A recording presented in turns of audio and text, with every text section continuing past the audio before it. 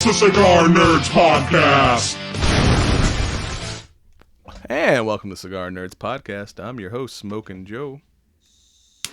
And Brad Jackson's here. And I'm Brad Jackson. You just get fucking distracted mid-intro. Well, I was getting ready to pull up notes and whatnot, and like this was an abrupt transition from our typical like bullshit, and then oh yeah, let's record to okay, let's just record, and the I'm with the program now. Hi everyone. So I've got a new cigar this week, and yeah, most of the time I get to smoke a cigar beforehand. I'm like, yeah, we'll do that. But this is I'm literally going in blind on this one. This is the West Tampa Tobacco Co. Black,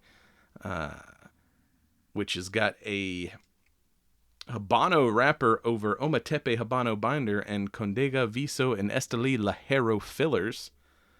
But what's unique about this is you may remember a little guy, I think we had him on the podcast, Ricky Rodriguez, a former like master blender for CAO. Well, he left CAO and started his own company, and this is one of Ricky's cigars. Oh, nice. Yeah, so this company's only been around since 2022. I think currently they got three or four different cigars out. They got the white, and then the black, and then I believe there's like I think a red. But yeah, it's pretty good so far. Hell yeah. I always enjoyed his blends. Yeah, it's kind of cool that he's starting his own venture, and actually ran into him the other day. He was at the cigar shop when I just randomly happened to go in there. Probably that's why these cigars just finally showed up in the shop. It's funny how that works. Yeah. Ricky makes a visit, and all of a sudden his cigars are in stock. So, speaking of nostalgic things, I guess this week we're gonna be talking about the Electric State. Dun dun dun. Yeah, I had not did any previous prep or did we talk about this trailer way back when or something? I believe it was a nerd news point, but that might have been a couple months ago, and hell, it might have been in one of the episodes where Amanda was filling in. I don't remember, but it was on my schedule of shows. So I know we talked about it at some point, but yeah, it was one of those like just Netflix things that kind of snuck up on you. Yeah, just snuck up for a cool 320 mil. Yeah. Oh, but with that, if you've got to fight off robots from the 90s, you should call in the Strike Force. StrikeForceEnergy.com. Use your promo code Cigar Nerds for 20% off your order. Get all jacked up on caffeine before you enter the whatever exclusionary zone. Before you go to X. It's important to have your caffeine before venturing onto X. Because X going to give it to you. Oh, and with that, let's get into the main show. And welcome back to the Electric State. Reminds it was that old kids TV show like the Electric Company or whatever. Some of those like PBS like animated educational programming back in the day, like Sesame Street and whatever Schoolhouse Rocks. I mean, I remember, I remember the name of the Electric Company. I vaguely remember. I think Morgan Freeman was in that shit. Yeah, I don't know. Like, are we officially past Hollywood trying to redo the 80s? Have we moved on to the 90s now? Yes, we are fucking old. Because back in the day, all the nostalgia movies was set in the 80s, and now it's like, well, I mean, back 90s. In the day as of like 5 years ago. Yeah. So yeah, now back in the day is the 90s apparently. I mean, we haven't quite gotten to like shit set in the early 2000s, or at least not that I'm 100. Someone's probably going to correct me in the comments, but I'm like, there's not that many like early 2000s set movies yet, but yeah, we are definitely in the age of like, it's the 90s, which I don't know, it's weird, like There was nothing overtly other than the cars were old as shit that like this is in the 90s. Oh, what are you talking about? You had Mr. Peanut. You had, he puts the, what the fuck was the toy where you put the balls in the bucket and they would shoot out of his mouth? Mr. Bucket, I think. Yeah. He puts the balls in his mouth. Like you couldn't do, jingles like that nowadays. No, nowadays it's like, there's that game where you try to unclog a toilet and it launches a turd out. Have you seen? Literally, it's something at Walmart. It's a big toilet. You roll a dice with a number on it, and you like plunge it that amount of numbers. And if the tank opens up and a giant turd launches out, you lose. Unless you can catch the turd when it's in the air, then you get bonus points. Man, for plumbers everywhere, I bet this is a game they play in real life. Yeah, so the electric I guess, Biden tried to kill the trades. Hopefully we see a resurgence of trade work, but I guess you got to start young, practicing. Yeah. Yeah. I mean, we used to have whatever operation back in the day to get people Oh, I knew I was never going to be a surgeon. So now we got like, our don't piss on the electric fence or some of those other that might have been a fake game from throw burrito. Yeah, throw burrito, that's another one.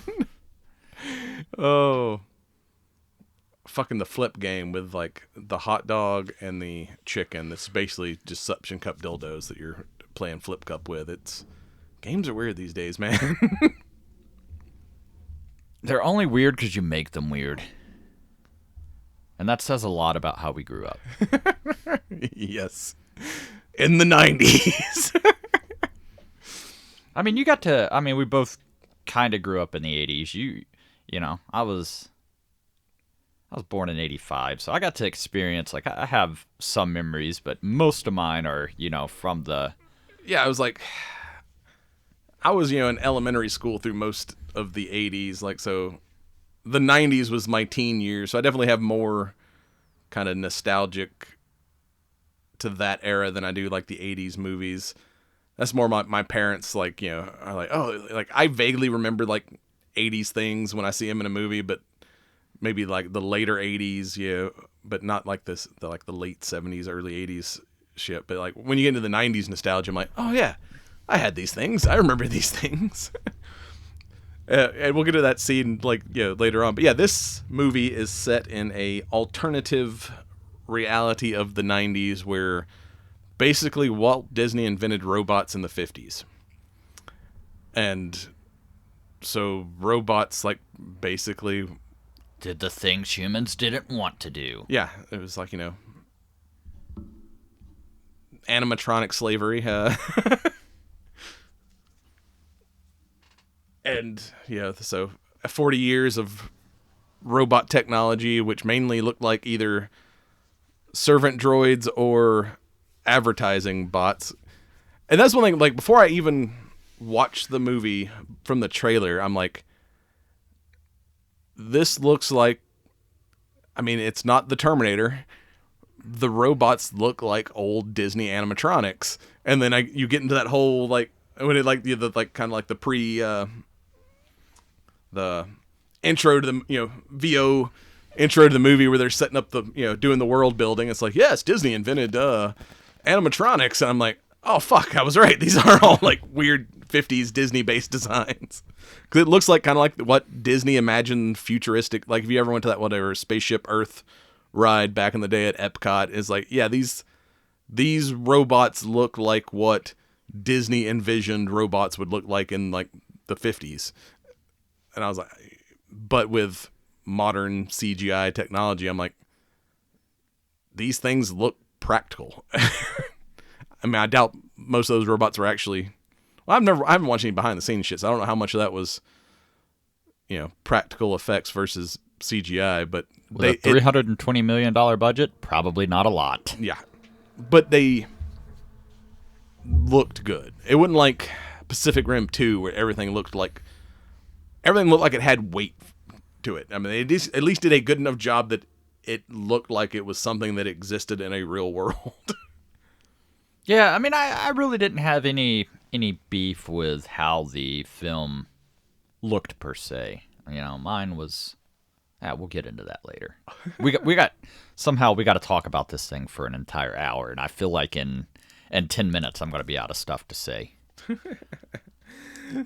So yes, sometime in the early 90s, 1990 to be precise, the robots rose up and was like, we are... Well, it would have been 96, you know, the age of the internet. Well, that's when I think this is set now, but the war started in 1990. Yeah, but see, they didn't we're have in a any kind of post-war era. Networking AI type shit, you know? That was one of the things, too, that cracked me up, because every time you saw even though we got robots and VR-controlled drones, it's still the 90s, so every time you see, like, a computer, it's like fucking old Windows 97 or 98 shit, and it's like... Dude. Oh, I remember that. There's not a flat screen in sight, like those old, like, monitors and shit. I'm like... Oh, yeah, I forgot. It would have been Windows 3.1, dude. Okay? Come on now. Yeah, like when the one guy goes, the robot hard drive goes to sleep, and it's just the old Windows, like, screensaver playing on his screen. I'm like, oh, yeah, I remember all this shit. Because you're dealing with the robots and drones. You forget that this is not a future set movie, and then you see a thing that you're like, oh yeah, I forgot we're still in the 90s. It's kind of like steampunk. It's like, you know, but at the same time, sci-fi like, tech in the 1800s, but no, like sci-fi tech in the 90s. But the Sentinel drone quote tech or whatever is very much, you know, where we are sort of today with, you know, hey, everybody, put on your MetaQuest and, you know, we can interact instead of actually going outdoors and interacting. Yeah, so the robots rise up and fight for freedom, and they're winning until basically evil Steve Jobs, because he very much reminded me of, like, the Steve Jobs aesthetic. He's like, I've invented this new technology where you can put on a fucking giant, because they're like, well, it's the 90s, so we gotta make the fucking technology big and bulky. These VR headsets, and now instead of the soldiers risking their lives, soldiers can control drones, and we'll just have robots fighting robots.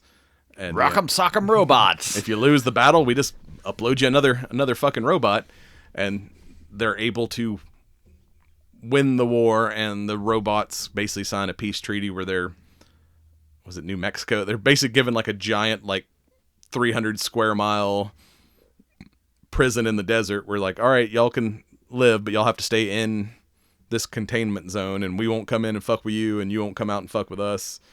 Basically, you know, put them in, you know, robotic Indian reservations out in the desert. And then, of course, like, you know, corporate guy who saved the world immediately is like, all right, now how do I use this new technology for profit? And he basically invents the Oasis.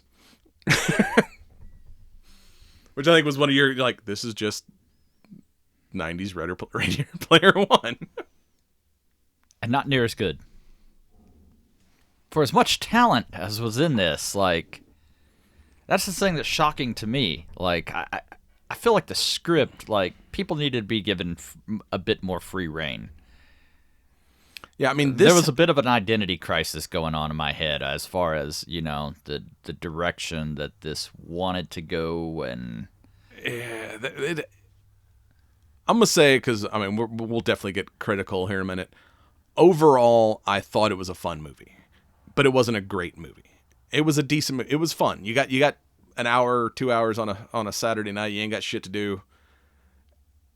Especially if because you're a little bit younger than me, like, so it, like, was key nostalgia for me, especially, like, when they go into, like, we hadn't even introduced the characters yet, but when they go into Chris Pratt's smuggle warehouse, and all of, like, the 90s shit that he was, like, selling on the black market that he was kind of recovering from the exclusionary zone, I was like, I had that.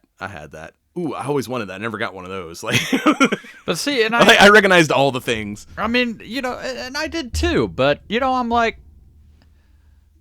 fuck, everything that, gets done now is nostalgia. Like, we are out of good, fresh ideas to do a high-quality new thing, so let's just keep reinventing this old thing. I mean, it was kind of a new thing.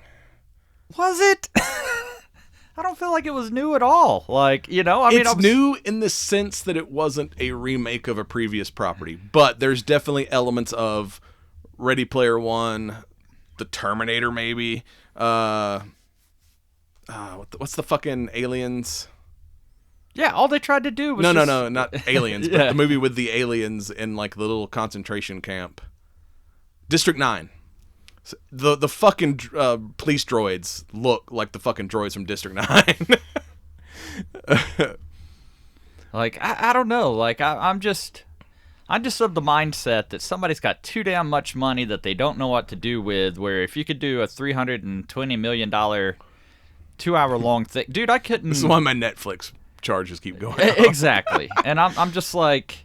Because there was so much talent. Much talent. Written by the Russo brothers, who has written half of the fucking Marvel movies. Well, I kind of feel like this was a, Russo's, you got to do something, and this was the... But yeah, we've got Chris Pratt, Millie Bobby Brown. We've got fucking Woody Harrelson, Anthony Mackie, Ki Hee Kwan, whose name I can never pronounce, even though like he's in everything these days. Brian Cox, Jenny Slate, fucking Juan Carlo Esposito. I mean, he was like Stanley Tucci is the evil Steve Jobs guy. I mean, it's like a packed cast and director, so it's like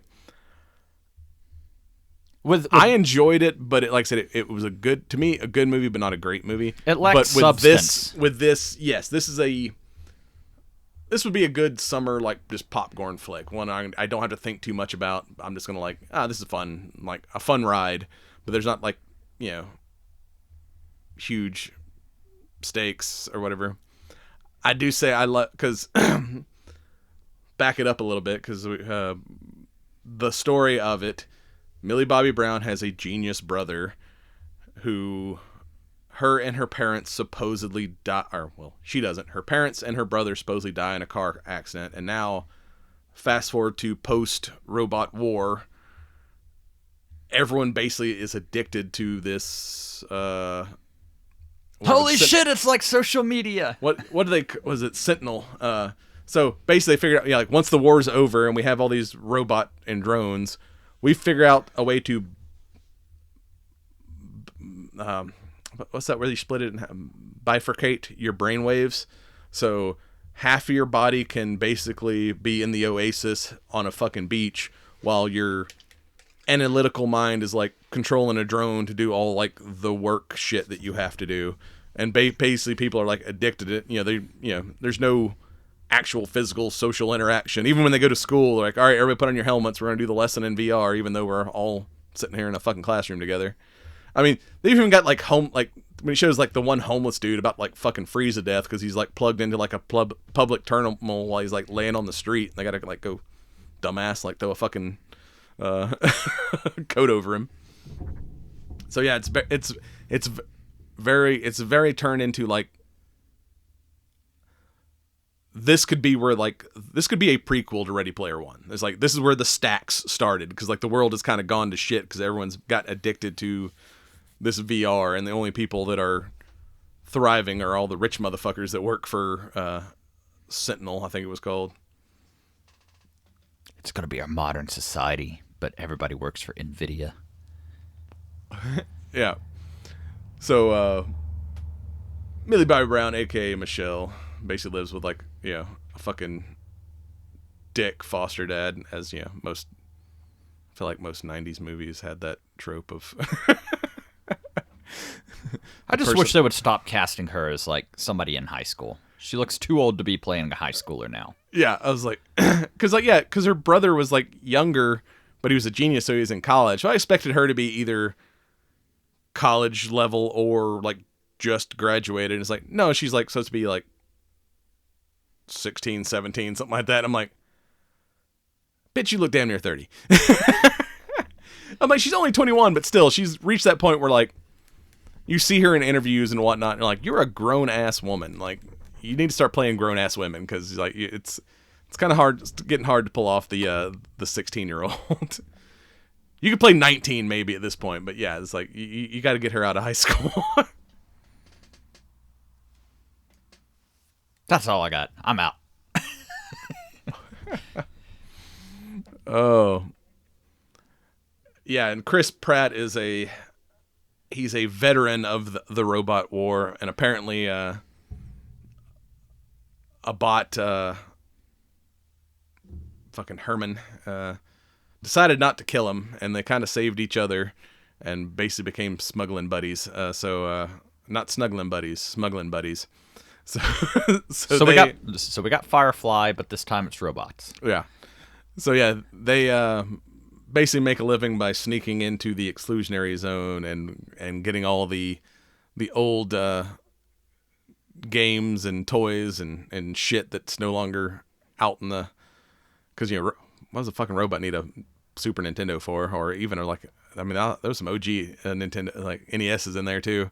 So yeah, they go grab all the old technology and bring it out and sell it on the black market to everyone who's nostalgia obsessed. But yeah, that was the scene when they because to back it up, she assumes her brother's dead, and his favorite thing was this cartoon about a space exploring robot named Cosmo, and a fucking robot Cosmo shows up at her house, and robots are banned from the real world, so she's like, freaked out at first, and he's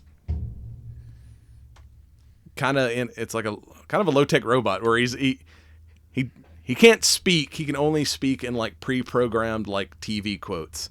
It's like your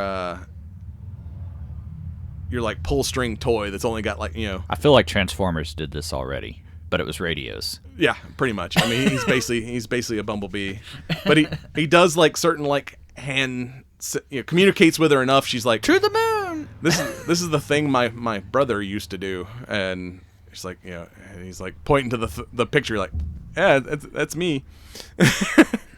So she's like, my brother's basically this junk bot is his drone, so he's still alive somewhere out there in the world, and he's like, thinks the solution to his problem is someone in the exclusionary zone. So, well, we got to figure out a way there. And her stepdad bought a bunch of fucking junk from some dude on the internet, as you do.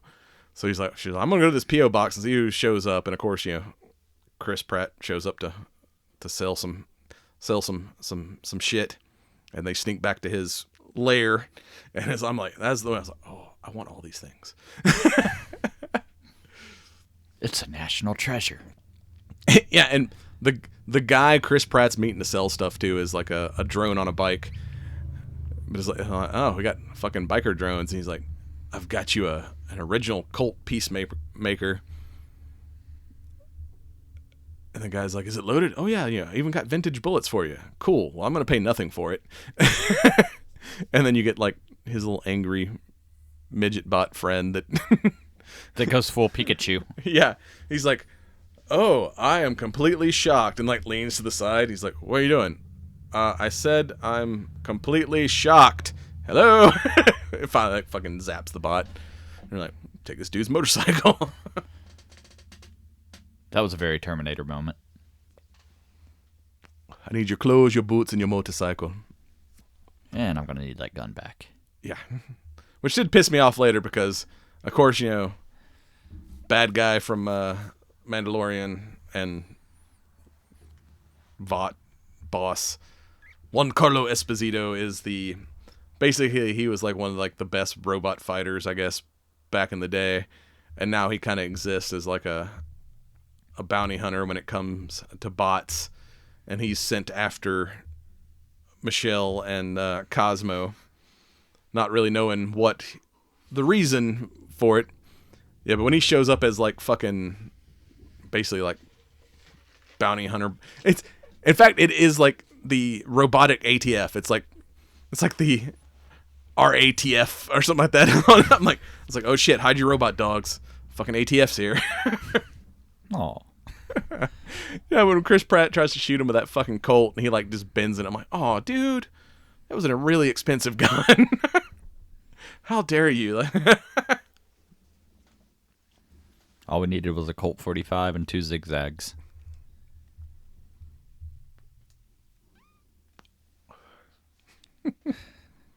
Maybe that's all we need. And then I got high. What about the how tempted are you to try Twinkies and beans?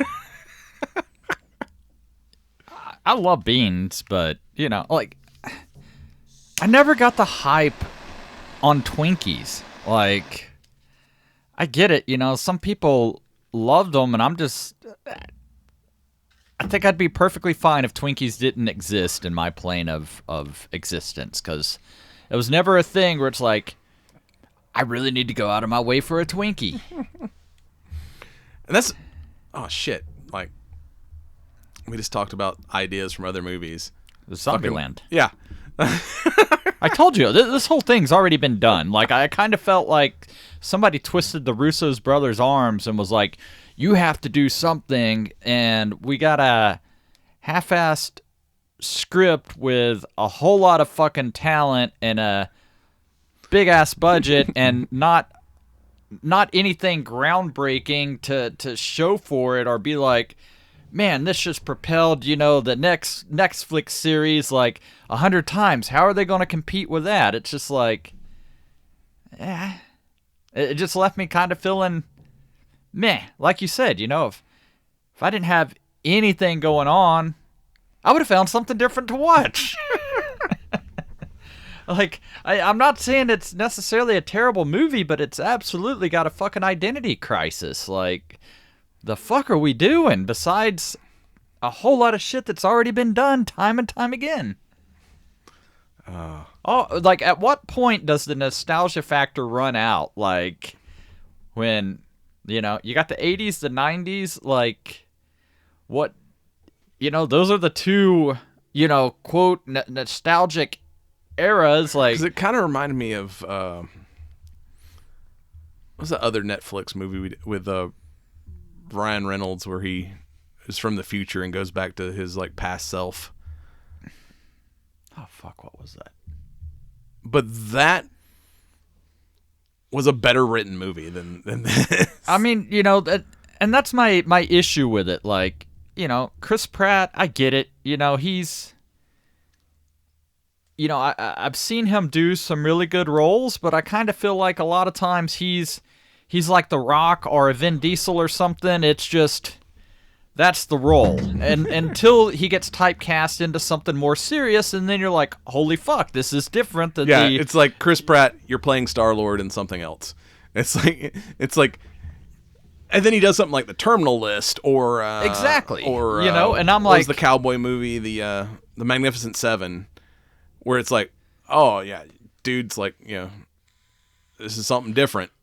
And so I know he's capable of being a good actor, but then he's like, it's kind of one of those like, I'm gonna. And that's the problem is, you know, like he is a good actor legitimately, but you know, like this script did nobody like. I'm like, okay, fucking Millie Bobby Brown. Like, plus it was like, it's all the Marvel guys, you know, the Russo brothers, all that shit. So it's like, you know, all right, you know, it's like I'm gonna do this for my homies that, you know, made me look good in something else.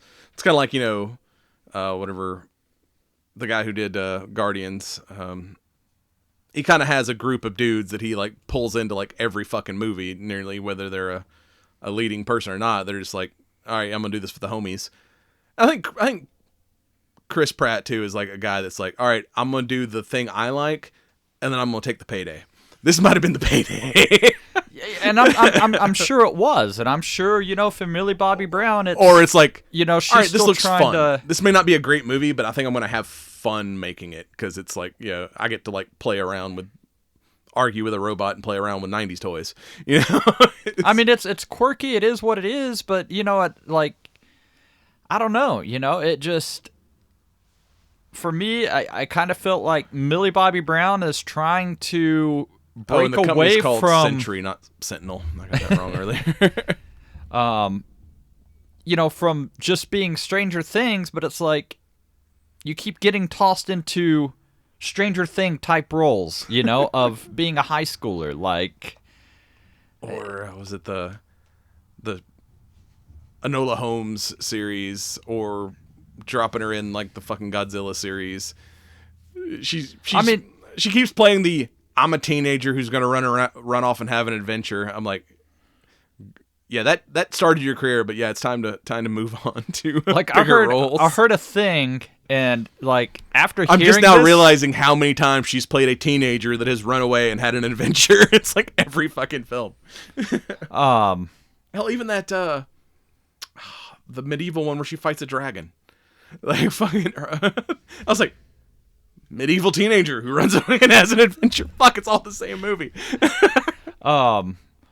Which I did like. That was actually a good movie. She was good in that. But yeah, she has a type. She plays every movie. But it's just crazy to me how much money was spent on this, and I guess that's the reason why I love when a low budget film that's not on my radar emerges and blows me away. Like, think about how many Godzilla -1s could have been produced. Like shit like that, and I'm just like.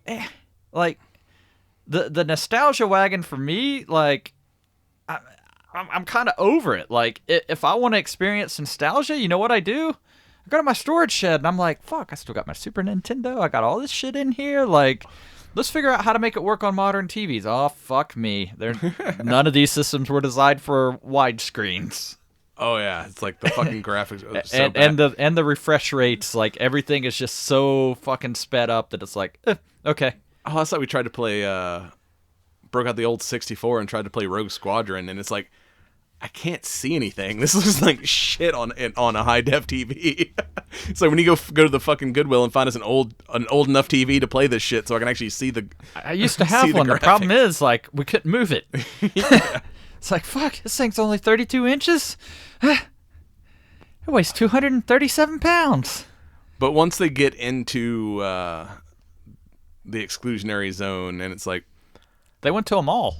Yeah, but it also kind of reminded me of Fallout with like the wasteland shit, because you got basically the zombie bots. They got like the scavenger bots that are like just basically just scavenging parts from, like, they're just hunting other robots and like, so they're like this weird mismatch of pieces, and they're all kind of like gone batshit crazy.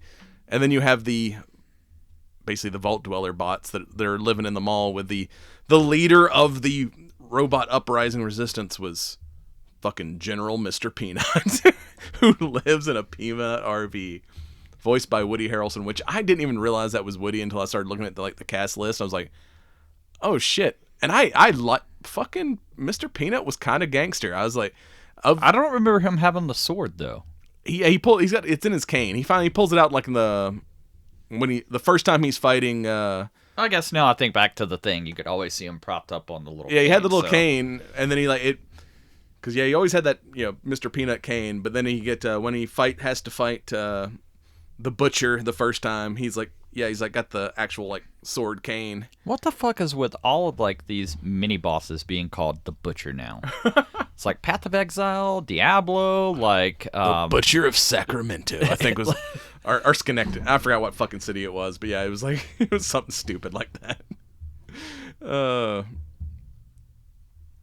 Colonel Bradbury, not to be confused with the Butcher of Plainsfield. That's a whole different topic. Which one was that? Texas Chainsaw Massacre. Yes. I always sneak a Ed Gein, thing in there when I can. So, like when they're rolling up, like, of course, like fucking Herman, he's like, yeah, I got like a body for every side. So he's like goes from like midget bot to like 10-foot tall like bot, like he's like, yeah, I'm a construction bot. I can like kind of upscale or downscale for whatever's needed. And he's like the Ant-Man of robots. Yeah, he's got like a little shoulder. Put Chris Pratt on his shoulder like a fucking parrot, and it's like, hey, we need to get 300 miles to to this area where we think we're gonna find the dude we're looking for.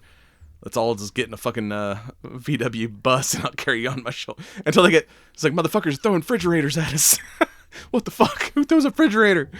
Oh, but yeah, you got like the kind of the survivor bots all holed up in this old mall, and he's like, "We need food." He's like, "All we've got." He's like, "I want like a pizza," and you're like, "This is a burger joint."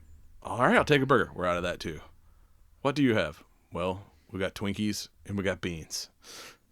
All right, well, give me some Twinkie and beans. I was like, I've had beans and toast. I've never tried Twinkies and beans. I'm kind of tempted now just to see what that would taste like. God, how much is a Twinkie nowadays? $3?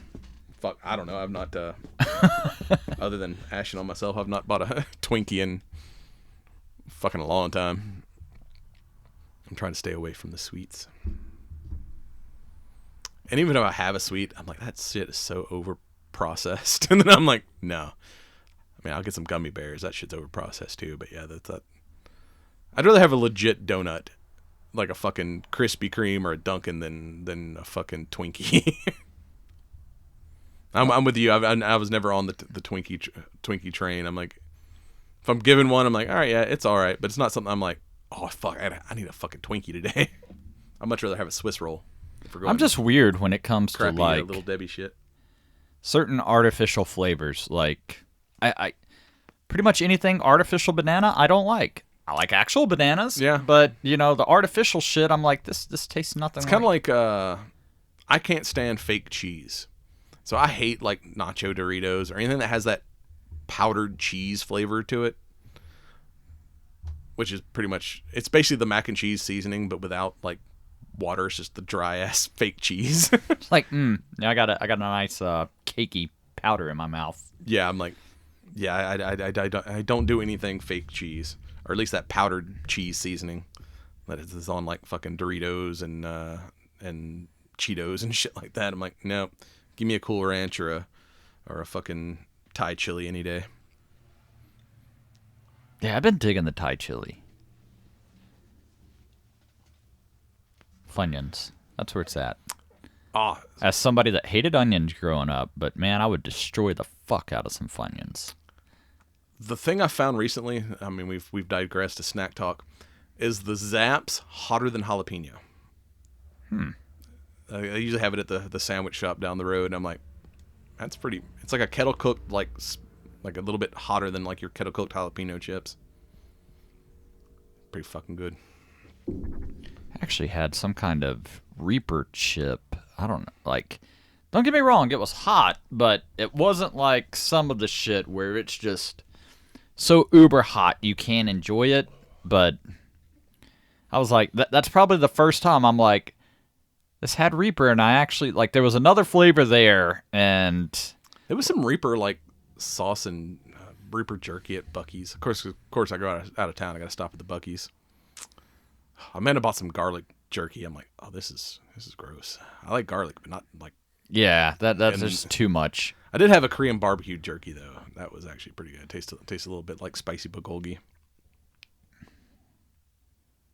Did you get yourself a brisket taco? I did not. I did get a charcuterie cup though. Whoa. Wiggle, wiggle, wiggle.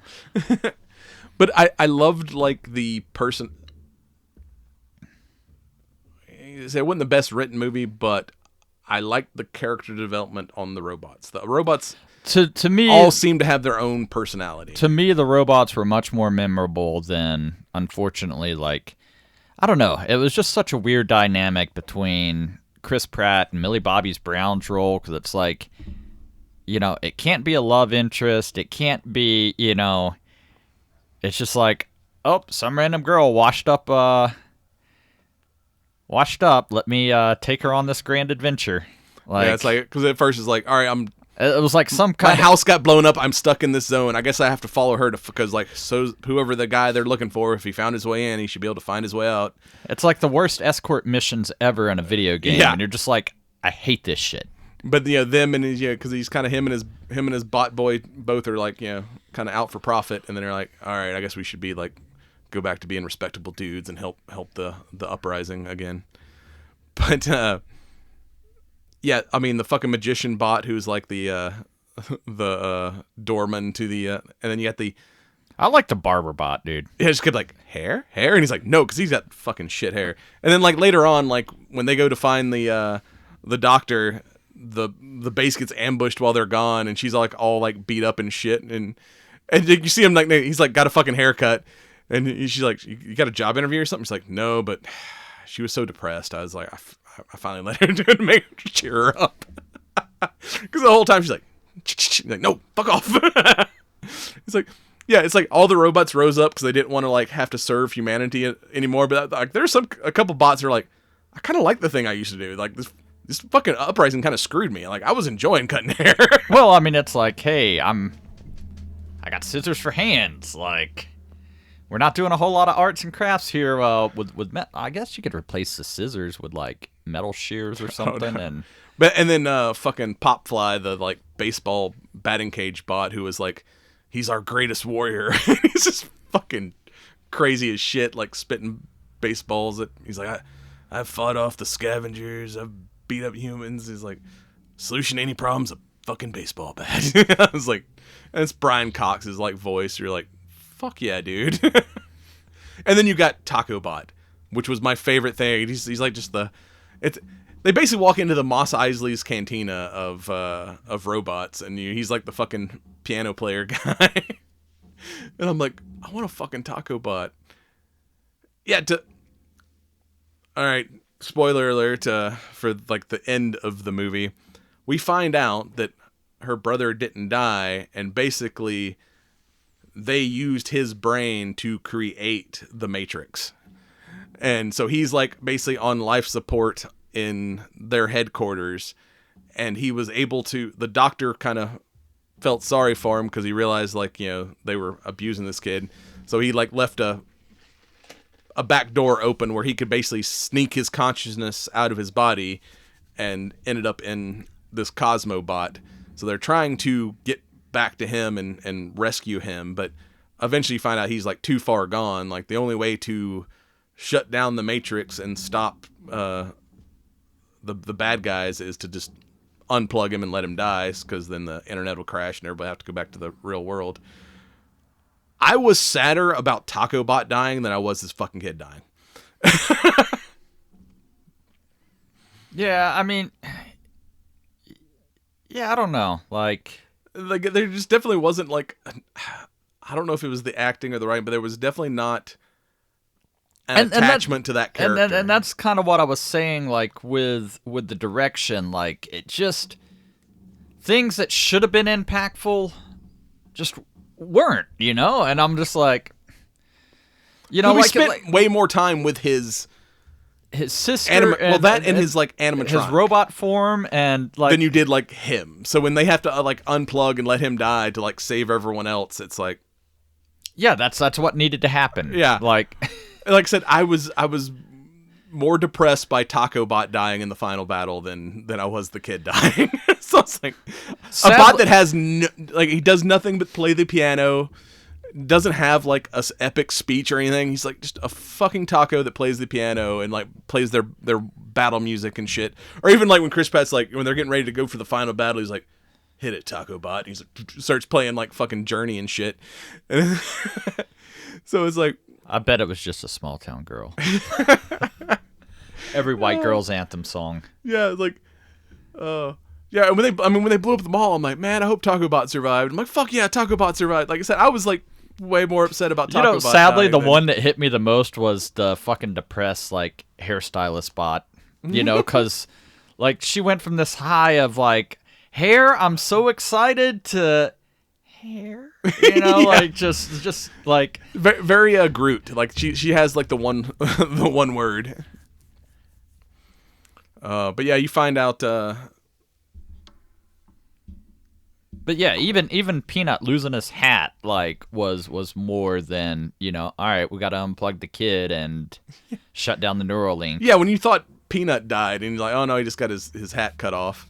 But then you also get that, you know, the butcher, like when he sees Quan, you know, the doctor, and he's like, you only kill robots, you don't kill humans. He's like, yeah, you're right. And then one of the assholes from the company, you know, caps him, and he's like starting to like all right, this guy may not be a good guy. And I like he ends up saving Chris Pratt in the final battle, and it was just like, yeah. But even I didn't sign up for this shit. Like, I'm like, why didn't you just like switch sides and like help them? He's like, all right, I'm saving you, but I hate robots too much to join you, but I'm gonna sit this fight out and let y'all handle it on your own. I'm not gonna stop you. Like, that to me is like, why? If you have a villain, just let him be a villain. Like, stop with the fucking redemption arcs. Like, give me a villain that's like, yeah, I hate that guy, and make me hate him to the end. Like, I don't need a fucking cheer when he dies, but no, he switched sides and is like, he's like, all right, I hate robots, but yeah, this needs to happen. I'm not gonna stop you, but I'm also not gonna help you. I'm just gonna like log out and let things play how they play. It's like, I saved your life, and like, hey, Peanut, sorry about your hat. Like, go on and kick that dude's ass. And even like, we didn't even get like the epic thing of like fucking Peanut like damn decapitating the bad guy. It's just like, no, you're not gonna die. I'm gonna let you live, so like, everyone realizes you're an asshole, and you get to go to prison, which may be worse than getting like shanked by a peanut, but and fucking when he's like, I've got an even bigger body, it's like, and he's like throwing Porsches at the building and shit, I'm like, oh, this is straight. So he's like the giant like HM60 version of the bot, and then that one gets fucked up, so he goes back, he's like, I'm a smaller guy now, but I'm still bigger than you, haha. And then he goes to like his normal size, and then gets blasted, and he's like, I got him, but I think he got me too. I need to power down. And you get like fucking Chris Pratt's like, oh my god, my buddy, you're my blue. Yeah, he's like, you're my best friend. I love you, man. And then he like fucking opens up, and there's like an even smaller one inside of him. He's like, what the fuck, dude? I thought you said you were dying. I'm like, no, jackass, I said I was powering down. He's like, what is this? He's like, oh, it's the 8-inch model for like precision work. I didn't know you had an 8. Like, why have you never showed me this? He's like, you've never showed me your 8-inch model either, but I'm being generous on that. I'm like, nice dick joke, bot. I approve. Or the one part where he like opens like all the heads and he's given like the triple bird. I was like, fucking bot's cool. Yeah, the bots were definitely more memorable than our cast, unfortunately. Like, yes. And that's what kind of sucks. Like you said, visually, shit kind of looked cool, like that sort of thing, but just there's just no substance. And we didn't even get like we got an ending. We didn't get like the happy ending. We didn't save the kid. We stopped the bad guys, but even like, no, we set it up for there to be another one. I can't remember if it was Peanut or one of the others where it's like, we won, but he's like, yeah, but no one ever really wins. Or like, we all still lose a little bit because they've lost people and shit like that. And it's like basically like the human race is waking up from the fucking Matrix, and she has to like give her like speech at the end, like, and I'm sorry, dude, like even the speech in itself was not. Like, where are the fucking Independence Day style speeches? Like, this is forever our Independence Day. Yeah, it was like, hey, don't worry, like, the bots have won, but we're not, like, here to wipe out humanity. But, yeah, all y'all being addicted to the fucking internet was, destroying the earth. So, like, there's probably people waking up next to you now. You should go, like, embrace and, like, do stuff in, like, real life. And if you can't find any friends, come to the wasteland. We'll be your friends. Like, we're the island for misfit toys. Yeah, literally.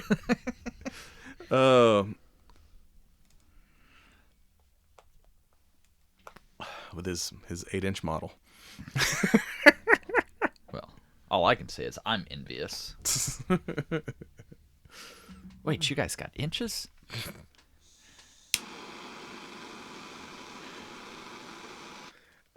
Yeah, and when they all like arm themselves to go to the doctor's house, like, she's got a fucking paintball gun.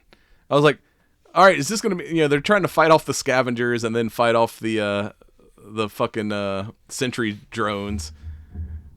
It's like, at least the doctor has like a fucking disc throwing gun, and and Chris Pratt has like his some Yeah, like where like are some kind all of like the like fucking like shooting drill bits and shit.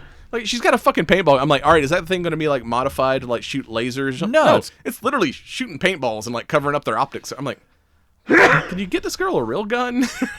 Yeah, like people had those cool, like blaster pistols and shit. Like it's the fucking 90s. Like somebody pull one of those fuckers out. Like I know Glock still. If you can find a Colt Peacemaker in the wasteland, there should be like plenty of Glocks and AKs laying around. There's no value. There's too many of them. They've all been melted down to use for parts. Like all the robots are like, melted down this Glocks. I needed some plastic and some metal to like build a new arm. Maybe that's why they didn't end up in the wasteland, because there's so much polymer, not enough metal. Yeah. I mean, not knocking polymer, but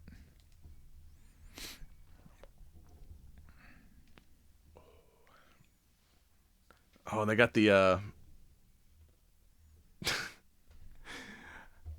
I like the like, oh, the doctor gets killed, but we've got he's like, yeah, this is he's basically my hard drive. Everything I know, he knows. So even after he dies, he returns as a robot himself, which is basically like a computer on a cabinet thing. So he's like, it's like, did we not just kind of try to prevent this? yeah. He's like, I made myself a robot. But yeah, like they're using him to sneak into the headquarters, and she's like inside his cabinet, and she's like, you looked way bigger on the outside. I'm like, he's a reverse TARDIS. It's actually smaller. But they're like, everyone flees to fight the robots, and except for a couple scientists, like, we got to get them out of the room so we can get to my brother. And she's like, can you take him? He's like, no, I'm a scientist, but I don't. He's like, all right, well, just scare them, and like gives them an axe, and he runs in there and is like, fucking kill all humans. He's like, can't do shit, but he's just like, they're like, oh fuck, murder bot, and like all run. He's just like fucking skulls and shit on his little fucking screen, like kill. I was like, that's funny. Somebody just should have sent in some Daleks. Exterminate. I would have got that reference. Yep.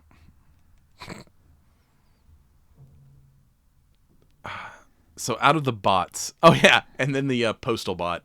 Fucking when she just like, you've got mail. Yeah. I think I even heard that at one point. I was like, oh shit. 90s. I remember when I used to get like, AOL alerts and shit. But when she like rips basically the heart out of that one robot, like fucking kung fu style, and he's like, what the hell? She's like, what was that for? She's like, oh, for like, dog attacks. Dog attacks? Fucking, you got like a postal bot out there like ripping the hearts out of fucking dogs and shit. I'm like, that's fucked up. I mean, as a dog, like, that used to be the staple, like getting to bark at the mailman. I wonder if they had like robot dogs that would bark at the like it's like the Boston Dynamic dogs barking at the robot mailman. This was the 90s. We hadn't progressed that far yet. No, I mean, wouldn't that? There was a robotic poodle or something, wasn't there? I remember one of the robots was like walking a dog. I don't remember. I'm not gonna say no. There was so much shit in that mall scene that it was like it's almost like I have to rewatch that scene just to see all the different bots they had running around. Oh yeah, and the football bot, which is basically just like a head in a football helmet, was voiced by Gronkowski. It's like it's the Gronk bot.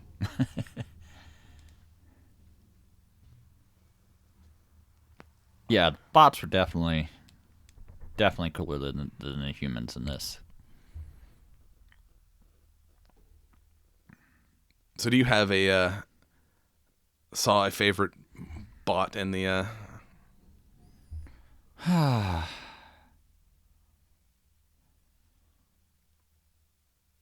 Honestly, the one, the fucking bot playing the piano, because it was the music that would change, like, yeah. Like, I'm like, okay, there's the build up, or, yeah. Then he starts playing, some shit and like, a minor chord or something. It's like, okay, now I'm supposed to be somber, and then at the end, where it's like we're going to war, yeah. Let's play some like upbeat music, and then when like they actually get into the battle, he's still got his piano and he's like playing like fucking classic like battle charge music. Dun dun dun dun dun dun dun.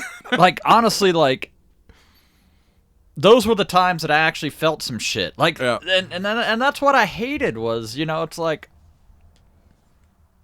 I know you want me to feel something here, but I just don't. Nah. I mean, my favorite is probably Herman had like the best, like as the comedic, sarcastic sidekick. That was like in the kind of the buddy cop dynamic. Yeah, I like the interaction between Herman and Chris Pratt. I also like the giant cat bot that like we didn't get a whole lot of them, but like when that thing showed up and like it wrecked shit. I'm like, that looks cool. It's like fucking Godzilla, but he's a giant robotic cat. Thundercats. Oh. Oh yeah, he's like fucking Herman unplugged the fridge and like he's like, dude, I'm gonna starve to death down here. He's like, well, go get something out of the lunch boxes. Dude, they're just called that because you put your lunch inside them. They don't come with food. He's like, fuck, I don't know. I'm a bot.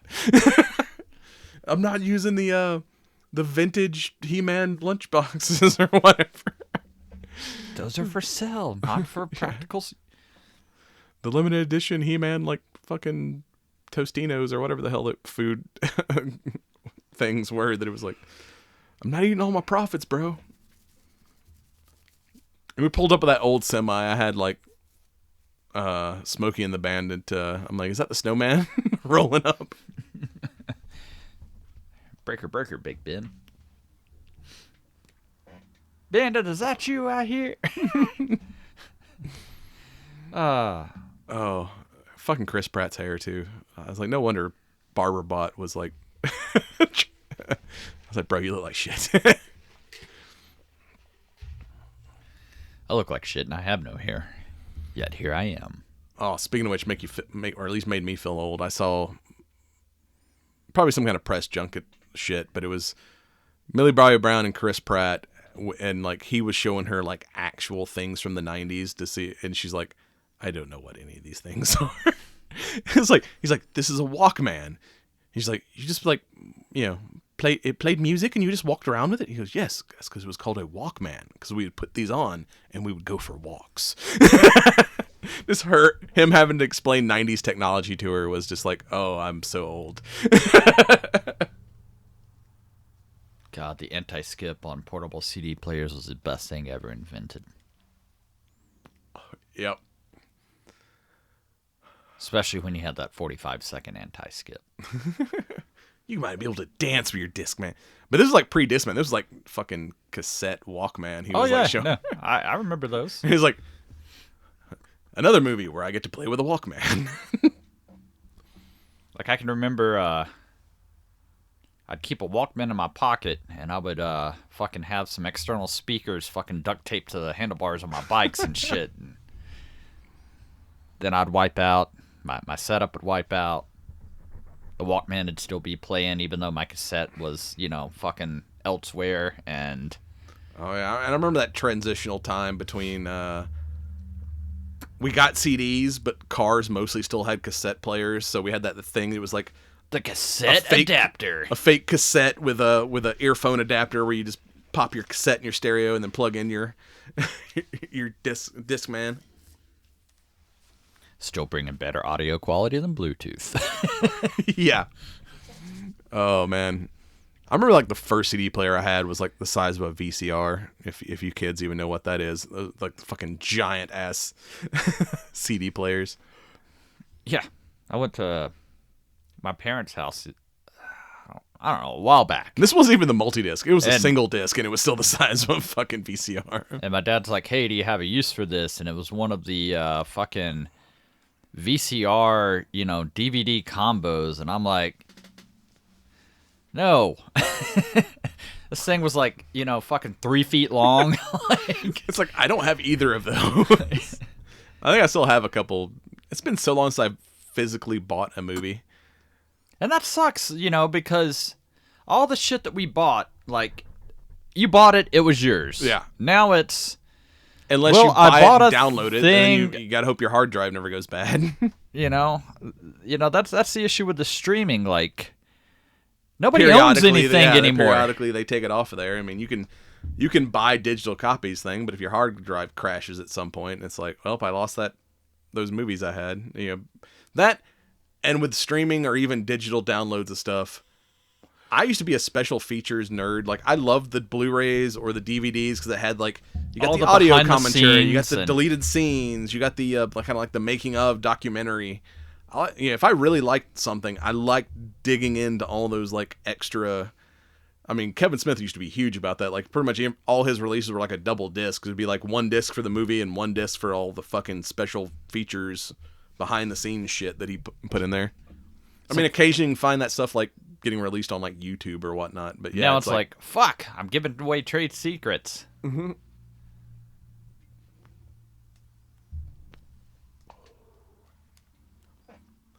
Yeah. Yeah, nostalgia. And there was a great line toward the end of this movie, and I forgot what it was. I heard it, and I'm like, fuck, that needs to be a closing quote. And like I said, like, you know, there just wasn't enough memorable shit, you know, for me to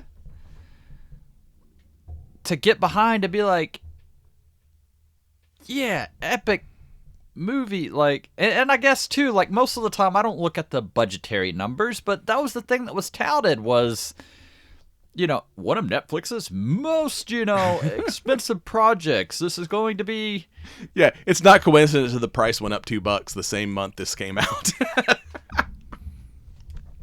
It's just like... I enjoyed it, but nostalgia-wise, and it's as a cinematography nerd, I liked how it looked and like the effects of it, but yes, storyline was a little lacking in depth. I thought it was okay, but it definitely was not a great movie. But like I said, I enjoyed like the visual aspects of it and the animatronic characters. But yeah, as far as like the overall story and kind of character development of like the human characters, I just kind of expected there to be more meh. substance, and it... Yeah, it definitely kind of a popcorn puff piece. Like I said, it looks cool, but story-wise, like you said, yeah, let's just go watch Ready Player One. Give me a Ready Player 2, like, fucking sequel and shit. Which, even that, like, it kind of had that Ready Player One ending where it's like, hey, everybody should probably, like, log out and touch grass. I'm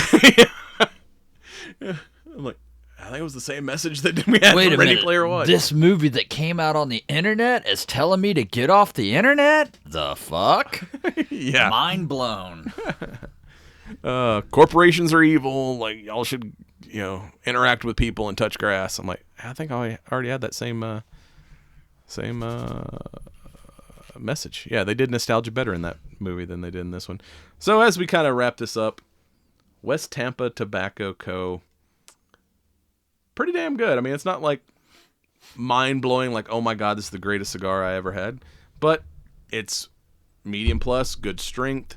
It's got kind of a coffee and cream to start with, and gets a little more oaky toward the end. So it kind of starts off coffee, ends a little bourbon, which that's kind of how I like to start my day. A little coffee in the morning, a little bourbon at night. That's not a bad idea. Sometimes you wake up late and you mix the coffee and the bourbon. Wait, that's just bourbon. It's Irish coffee. But that's all we got for you this week. Stay tuned for some nerd news. And you've been watching the Cigar Nerds podcast. Check us out on cigarnerdpodcast.com and on the ESO Network, esonetwork.com. And don't forget, smoke them if you got them. Like, comment, and subscribe.